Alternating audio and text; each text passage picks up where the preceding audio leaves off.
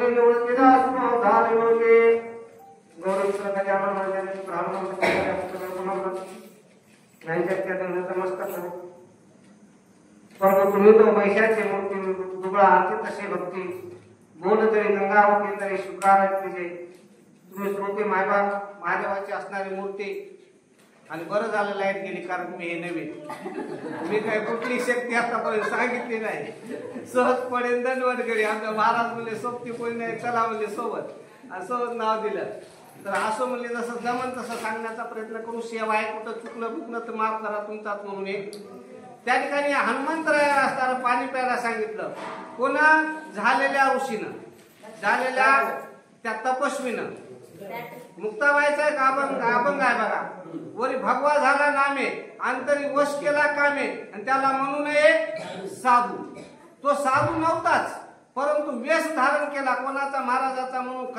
खऱ्या महाराजाला खोटे महाराजच वाटतात कारण त्यांची दृष्टी समदृष्टी असते म्हणून सांगितलं त्याला वाटलं आता पाणी प्यायला जाते आणि पाणी प्यायला गेले की आपण मग त्याचा काटा निघते पाणी प्यायला हनुमंतराय विश्वास ठेवून गेले विश्वास सगळ्यात मोठी गोष्ट आहे विश्वास ठेवून हनुमंतरायानं आणि गेले पाणी प्यायला गेले पाण्यामध्ये असताना पाय टाकल्या असताना हनुमंतरायाच्या पायाला असणार महाराज पकडलं कशानं पकडलं बोला महाराज ब्रह्म शापे सवग्राय हनुमान धरला दक्षिण पाय ऋणदडा वीर पाय भय नाही कोणाचे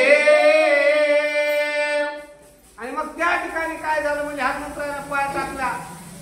त्या काळामध्ये काय होती एक ब्रह्मशापान असणारी मगर होती म्हणजे मगर तिला ब्रह्मदेवाने शाप दिला होता त्या तळ्यामध्ये असणारी ती येऊन पडलेली होती तिने हनुमंतरायाचा पाय धरला परंतु हनुमंत महाबळी हनुमंतराय असणारे ताकदवान होते कळकाळातही भेट नव्हते त्याने असताना पायाचा झिंगाळा मारल्या काय झालं की मगर पाण्याच्या बाहेर येऊन पडली म्हणतात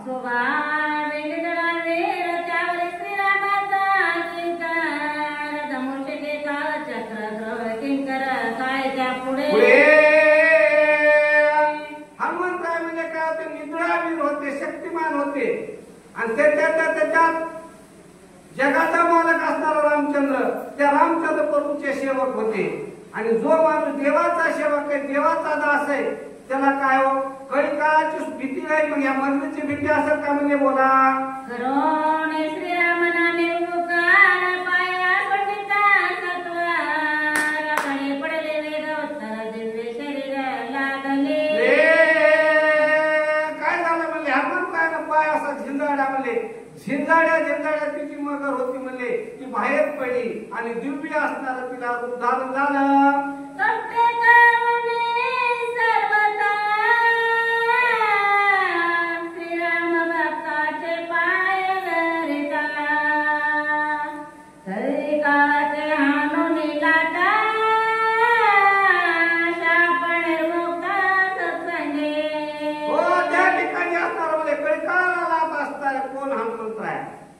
आणि तिला असणारा वरदान मिळालं होतं जो कोणी असणारा देवाचा भक्त आहे रामाचा भक्त आहे आणि त्याचा असणारा स्पर्श तुला जेव्हा होईल तेव्हा असणारी तुझी या शापातून काय होईल मुक्तता होईल असं असणारा तिला बोलवता बोला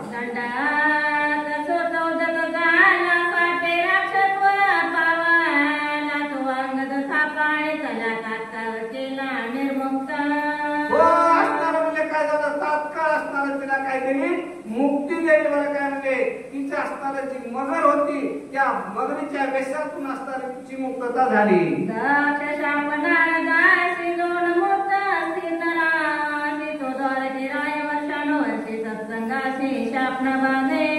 सत्संगाने काय होते म्हणजे शापातून असणारी काय होती मुक्तता होती म्हणजे ज्याला कोणाला शाप मिळाले प्रत्येकाला शाप मिळाला पण शाप मिळणाऱ्याला वरदानही मिळाला आणि त्या वरदानातून असणारी प्रत्येकाची मुक्तता झाली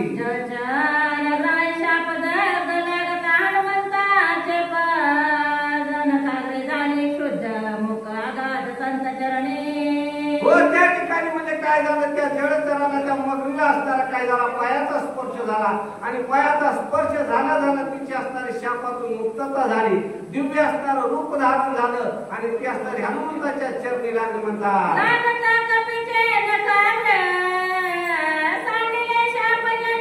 शरीर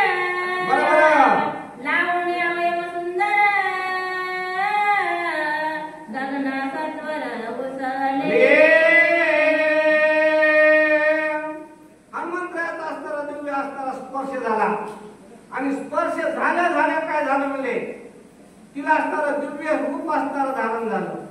दिव्य रूप धारण झालं. हनुमंतरासोबत असणारी चर्चा झाली आणि हनुमंतराजवळ चर्चा झाल्याच्या नंतर ती असणारी कुठे गेली? आकाश मार्गाला गेली म्हणू लागली.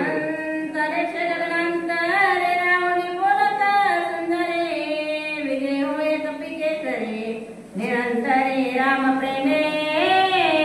त्यावेळेस म्हणजे काय झालं की आकाशामध्ये गेली. आकाशामध्ये जाऊन असणारी ती बोलू लागली.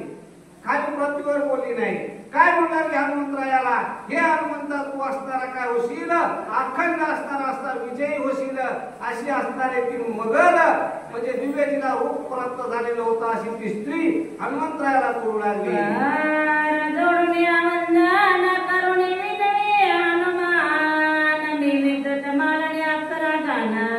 स्वर्गी भूषण स्वर्गीचे हनुमंतरायाला असणारा तिने हात जोडलेले तर हनुमंतरायाला सांगू लागले मी कोण आहे? स्वर्गातले असणारे अप्सर आहे. मी स्वर्गामध्ये राहते. परंतु काय झालं म्हणजे पुढची सेवा असणारे महाराज करतील पुंडली